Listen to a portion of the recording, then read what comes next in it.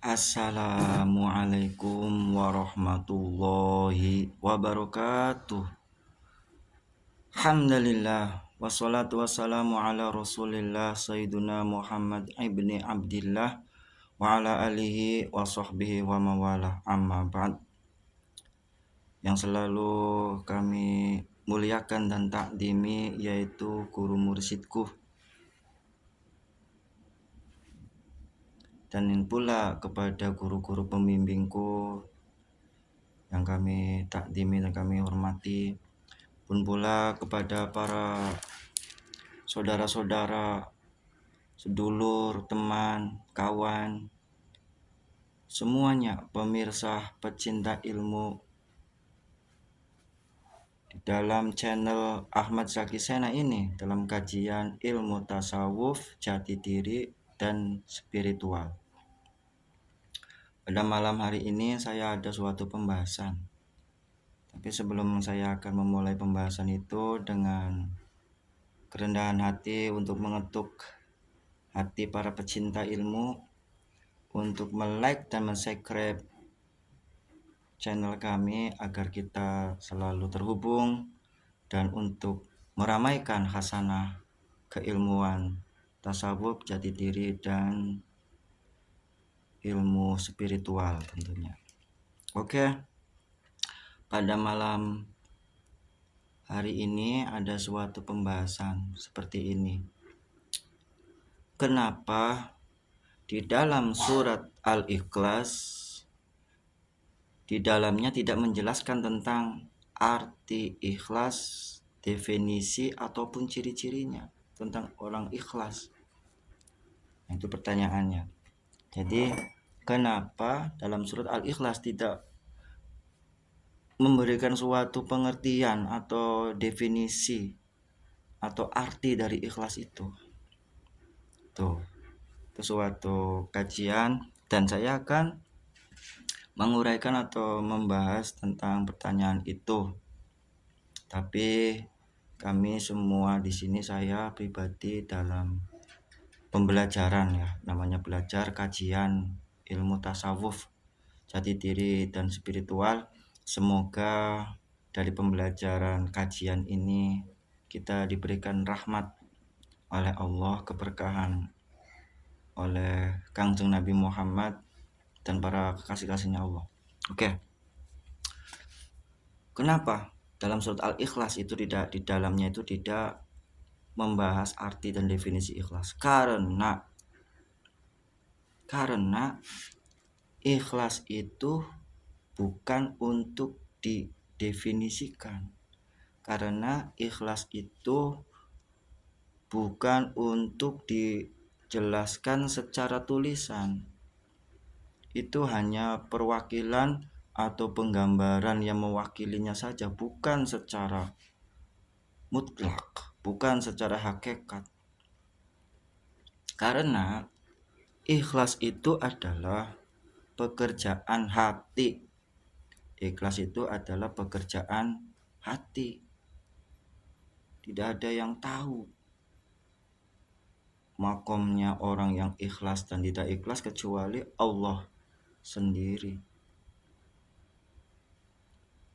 Jadi kenapa di dalam surat Al-Ikhlas tidak menjelaskan tentang ikhlas? Karena ikhlas itu adalah pekerjaan hati. Bagaimana kalau kita mau secara perumpamaan atau penggambaran deskripsiannya itu untuk menjelaskan tentang ikhlas, yaitu adalah orang yang sudah makomnya wusul bersama dengan Allah Ta'ala, yang sudah melakukan suatu pertarungan, sudah mengendalikan, sudah melepaskan dari cengkraman penjajah hawa nafsu dalam diri kita, sehingga telah lulus, telah dikendalikan hawa nafsunya dan ditaklukkan hawa nafsunya, sehingga dari ruh itu bisa kembali kepada Allah. Ya ayatuhan nafsul mutmainnah, irji'i ila rabbiki radiyatan mardiyah. Sudah mutmainnah, sudah radiyah dan wa mardiyah. Sudah tenang, sudah ridho dan diridhoi oleh Allah Subhanahu wa taala. Karena ia sudah bersama dengan Allah, atau dalam istilah tasawufnya itu wusul. Sudah wusul bersama dengan Allah. Bagaimana alatnya untuk bersama dengan Allah? Maka surat Al-Ikhlas itu menjelaskan alatnya, bukan definisinya, tapi surat Al-Ikhlas itu menjelaskan tentang alat untuk ikhlas. Apa alat untuk ikhlas? Yaitu adalah Qul huwallahu ahad. Katakan bahwa Allah Maha Esa. Jadi kita itu untuk mengucapkan Qul huwallahu ahad. Katakan, ucapkan Allah Maha Esa. Nah, perlu kita tahu bahwa untuk mengucapkan kalimatullah atau eling, ingat dengan Allah, itu ada yang zahir, ada yang batin. Ada yang zahir, ada yang batin, ada yang terdengar dengan ucapan lisan jasmani, lisan bibir ini, lisan lidah ini jasmani, dan lisan hati. Lisan hati. Kita sepakat bahwa afdhalu dzikri fa'lam annahu la ilaha illallah. Sebaik-baiknya zikir itu adalah la ilaha illallah. Dan di kalimat la ilaha illallah pun di dalamnya itu memiliki intisari dari ismunya Allah, ismu agungnya Allah, ismu zatnya Allah yang ditanamkan oleh ruh suci dari mulai Kangjeng Nabi Muhammad melalui malaikat Jibril, ruh suci taruh di situ. Dan Nabi Muhammadnya ruh suci diberikan kepada Sayyidina Ali atau sahabatnya Abu Bakar. Diberikan lagi dari Abu Bakar dan Sayyidina Ali kepada sahabat yang lain atau tabi'in. Terus berestafet, terus bermutawatir, bersilsilah terus. Sehingga sampai dengan zaman sekarang adalah seorang ulama warisatul anbiya yang mampu untuk menanamkan kalimat la ilaha illallah beserta dengan ismu zatnya yang tertanam di dalam hati. Maka itu namanya menyebut, mengingat, ya. Kalau menyebut berarti mengucapkan, kalau mengingat berarti ada di dalam hati. Nah, kalau kita mengingat dalam hati, itu lisannya lisan hati. Coba kita ingat, sebut, ya, kita menyebut, kita ingat, ya, dengan lisan hati. Kita mengingat lisan hati, sebut nama seseorang. Contohlah, ya, di dalam hati itu menyebut nama istri kita.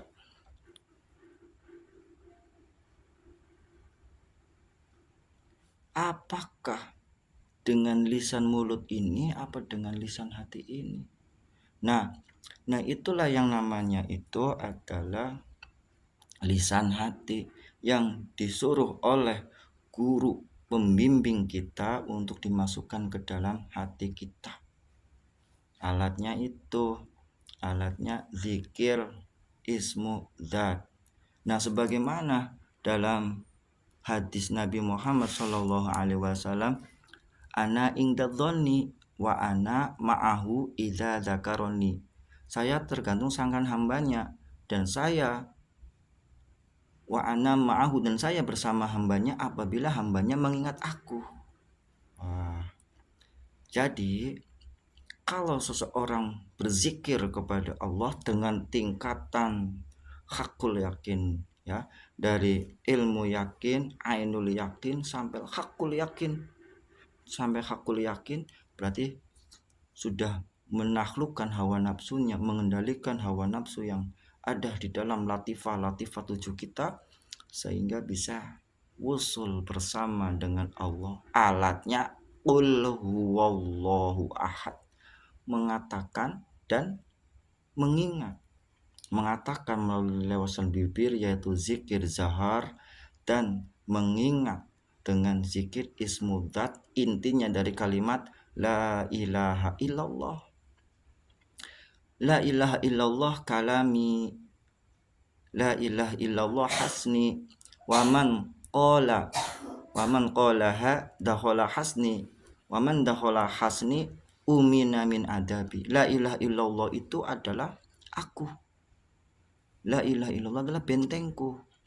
Apabila orang mengatakannya, dia ada dalam bentengku. Apabila orang dalam bentengku, aman dari segala sesuatu yang menyiksanya atau adabi akobi, adabku. Kan kita tahu dalam Al-Quran itu godaan-godaan setan itu selalu menggoda kita dari arah depan, dari arah belakang, dari arah kanan, dari kiri, ya. Tujuannya untuk apa? Untuk agar kita itu mengingkari, agar kita tidak bersyukur. Ya, ayatnya itu Bismillahirrahmanirrahim. Tsumma la'atiyannahum min baini aydihim wa min khalfihim wa an aymanihim wa an syama'ilihim wala tajidu aktsaruhum syakirin. Itu ayatnya. Jadi agar kita itu lalai mengingkari akan kenikmatan Allah, mengingkari keberadaan Allah dengan cara melupakan Allah, tidak berzikir. Wa may ya'shu an dzikrir rahman nuqayyid lahu syaitanan fahuwa lahu qarin. Siapa orangnya yang tidak ingat kepada Allah Sang Maha Penyayang, maka baginya akan diberikan teman, sahabat, setan. Fahuwa lahu qarin, dia akan menjadi teman karibnya.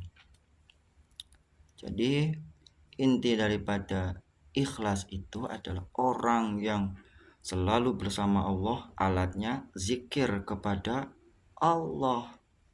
Tapi zikir yang tingkatannya hakul yakin, ya. Kalau zikirnya kita itu masih tingkatan apa ya? Tingkatan ceremet. Tapi ya kita tetap semoga dengan keberkahan dari guru mursyid kita, mendapatkan keberkahan, karomahnya, kucuran, bimbingannya, sehingga kita tetap dalam bimbingan, binaan dan tuntunan, sehingga kita akan diwusulkan kepada Allah. Sebagaimana kita kalau dalam kereta api, mungkin saya ini yang masih kotor, banyak melakukan dosa. Kalau di kereta api tingkatan gerbong, ikut kepada guru kita. Gerbong itu isinya itu sayuran masuk, kambing masuk, ya, apalagi suket itu, rumput masuk, kotor. Tapi karena gerbong itu menyantol kepada bagian-bagian daripada kereta api itu sampai ke lokomotifnya, sampai ke bagian pengendali yang di atas. Kereta api itu tujuannya mau ke Jakarta, kira-kira gerbongnya sampai nggak ke Jakarta? Sampai. Ikut-ikutan ke bawah, ya. Jadi yang namanya ikhlas itu adalah pekerjaan hati yang di dalamnya ingat kepada Allah, zikir eling dengan ismu zatnya Allah, bersama dengan Allah, sehingga makom ikhlas itu tadi setan pun dibendungnya, dikendalikannya. Contoh perumpamaannya, saya punya contoh perumpamaan lagi. Saya punya kawan. Contoh punya kawan. Nah, saya itu mau bersilaturahmi kepada kawan tersebut, tetapi kawannya itu punya peliharaan. punya peliharaan hewan. Hewannya yang sangat galak, yaitu contohnya macan. Nah, macannya dikasih nama si Koneng. Nah, saya itu mau masuk ke pintu, ternyata di dalamnya itu ada macan mau menyerang saya. Bagaimana saya agar selamat dari serangan macan itu, dari terkaman macan itu? Saya panggillah sahabat saya yang punya macan itu. Ya, contohnya namanya itu si Budi. Ya, Budi, Budi, ini peliharaanmu mau nyerang saya. Keluarlah si Budi. Hai Koneng, berhenti.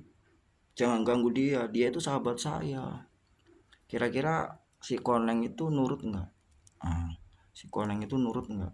Berhenti nggak? Tidak menyerang saya. Karena apa? Karena majikannya yang kasih makan, kasih apa. Nah, begitu juga kalau setan mau menggoda kita, mengrorong hawa nafsu kita yang dari depan, dari belakang, kanan kiri, kita menyebut kepada pemilik setan itu, pencipta setan itu, kita menyebut kepada yang bisa menaklukkan setan itu, ya terbentengilah daripada